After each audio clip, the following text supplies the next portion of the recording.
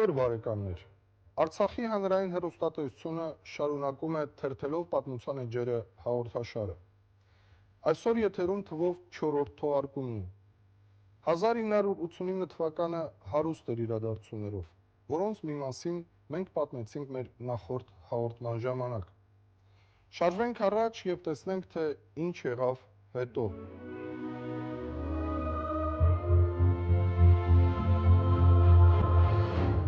89-ի հոկտեմբերի 1-ը Արցախի նորագույն պատմության մեջ կհիշվի որպես հոգևոր վերածննդի օր։ Հենց այդ օրը վերաբացվեց Գանձասարի Սուրբ Հովհաննես Մկրտիչ եկեղեցին։ Ավելի քան 60 տարվա ընդմիջումից հետո Գանձասարում նորից ղողանջեցին զանգերը, և հայ առաքելական եկեղեցու Արցախի թեմի առաջնորդ պարգև եպիսկոպոս Մարտիրոսյանը մատուցեց Սուրբ Պատարագ։ Մարզի տարբեր բնակավայրերից մարդիկ եկել էին մասնակցելու այդ բաղձալի արարողությանը, որը պատարագ չէր սոսկ, այլև մեր լինելիության, հարատևության խորհրդանիշ, մեր արդար պայքարը շարունակելու հավաստում։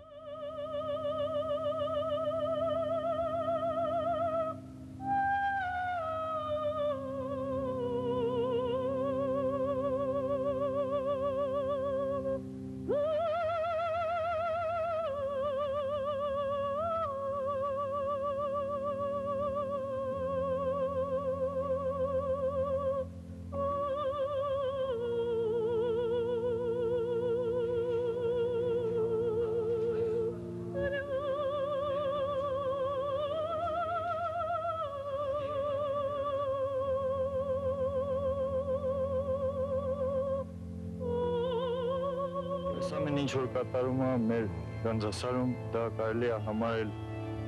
հայ ազգի վերածնունդ նորից, եւ դրանով մենք կպաշտպանենք մեր ազգային կուլտուրան, ազգային սովորությունները, որով եւ կմնանք հավերժ։ Պատարագը շատ մեծ ազդեցություն թողեց ինձ վրա։ Իսկ ահա թե ինչ ասաց արարողությանը ներկա մի արտասահմանցի լրագրող, որը նույնպես նկարահանումներ էր կատարում։ Конечно, я представляю, что это праздник действительно для армянского народа, но это, скорее всего, даже не просто праздник, наверное, а очень символично, что в дни блокады, в дни тяжелой осады, значит, народ находит в себе силу не только сохранять свою историю, но и, в общем, продолжать, ну, так сказать, возрождать церкви, храмы. Я считаю, что это праздником должно быть не просто для всего народа, а вообще для... То есть это не только духовный праздник? Да, безусловно, безусловно. Я считаю, что это только великий народ может найти в себе силы в такое тяжелое время, в таком тяжелом положении, возродить храм. Ժամանակն ապացուցեց այս խոսքերի ճշմարտացիությունը։ Պատարագի ավարտից հետո մեր հեռուստատեսությանը տված հարցազրույցում Պարգև Սրբազանն ասաց. Միջումից հետո Գանձասարի վանքը բացեց իր դռները, ողանջեց զանգը եւ այստեղ այս սուրբ կամաների ներքո տեղի ունեցավ պատարագ։ Եվ այդ ամենը կատարելու բախտը ձեզ վիճակվեց։ Այո, ինձ բախտ վիճակվեց եւ ես շատ ուրախ եմ դրա համար եւ մեծ պատիվ ստացա Աստծո առջև եւ ձեր առջև Անդրանիկ պատարագը մատուցելու մեր պատմական այս Սրբազան Գանձասարի վանքում 60 տարվա դադարից հետո։ Ես ուղղակի հուսում եմ, որ մեր այս Սրբազան աղոթքները, պատարագները, որ արդեն անընդհատ պետք է տեղ ունենան մեր Գանձասարի վանքում, մեր զանգը պետք է հնչի, ինձ թվում է սա մի նոր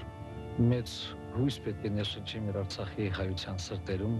որտեղ այս նեղ պահին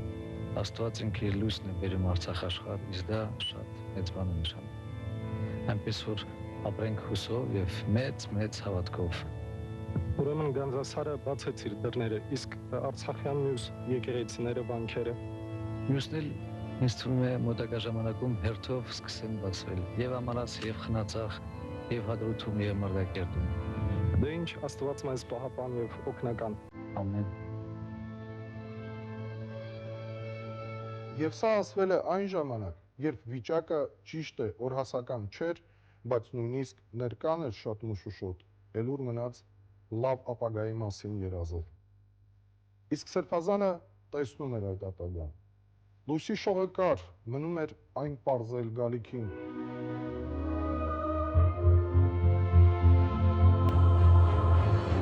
Այս ամենը տեղի էր ունենում դեռ հատուկ կառավարման կոմիտեի օրոք։ Ասում եմ դեռ, որովհետև շուտով ավելի ստույգ նոյեմբերի 28-ին ԽՍՀՄ Գերագույն խորհրդի երկրորդ նստաշրջանում ընդունված որոշման համաձայն ստեղծվեց այսպես կոչված Հանրապետական կազմկոմիտե, որը փոխարինելու էր հատուկ կառավարման կոմիտեին։ Նորաստեղծ կառավարման մարմինը ըստ որոշման իբր պիտի կարգավորեր իրադրությունը մարզում։ Ինչ եք կարծում, ինչպես պիտի իրադրությունը կարգավորեր մի մարմին, որը բացառապես կազմված էր կամ ադրբեջանցիներից, կամ ծախված թուրքացած ռուսներից, Պոլյանիչկո, Ռադաև եւ այլք։ Հենց Պոլյանիչկոն էլ նշանակվեց կազմկոմիտեի նախագահ։ Քանի որ Օ-Յայիչկոն, ինչպես մկրտեցին նրան սրամիտները, իր ավազակախմբով Ստեփանակերտ ներխուժեց 1990-ի հունվարին, դրան մենք կանդրադառնանք մեր հաջորդ հաղորդումների ժամանակ, որպեսզի պահպանենք ժամանակագրությունը։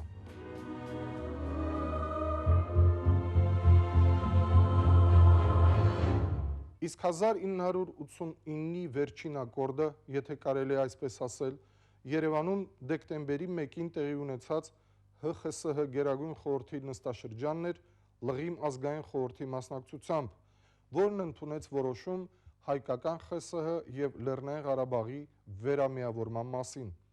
ըստ որի Լեռնային Ղարաբաղի հայ բնակչության վրա տարածվել են Հայաստանի քաղաքացիության իրավունքները։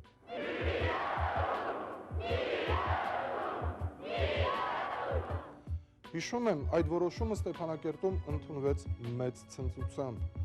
Երբ այն ընթերցվեց ամբիոնից, հրապարակում հավաքված մարդիկ ցնծության մեջ էին։ Այլևս մենք միասին էինք Հայաստան, Արցախ։ Սակայն դա, ինչպես ասում են, առաջին ռեակցիան էր, եթե կուզեք, էյֆորիան։ Իրականությունն ավելի դաժան էր, քան կարելի էր ենթադրել։ Այդ օրվանից անցել է ավելի քան 16 տարի, սակայն աշխարհը չի ընդունում այդ որոշումը։ Ճիշտ է, ոչ ոք ցայսօր այդ որոշումը չի բեկանել, բայց եւ